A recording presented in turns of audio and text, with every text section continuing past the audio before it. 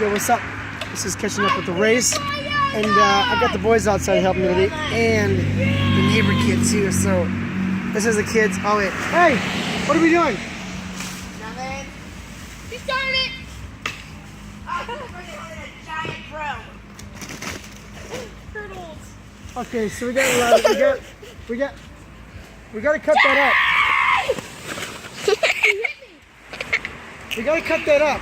Isaac. Hey, we got to cut those up. Dad, we can only do it for 5 minutes. Let's go. All right, so is it still rolling? I can't get it. Oh my goodness. It is. Okay, so this is all parts. Show the boys. This is all about cleaning up the mess. As you can see, it's a little messy right now.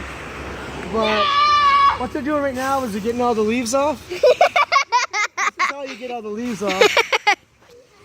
You just need 2 boys to do it first. I guess 2 girls would work, but preferably 2 boys. No, girls would pick them off I got themselves. 2 boys that are, 11 and 13. So, they're having a hard time getting it off. So, keep going harder, boys. Get those leaves off. No, they won't come off. We're just fighting. Ah, I'm safe. All right. So, I don't know. We have a tool.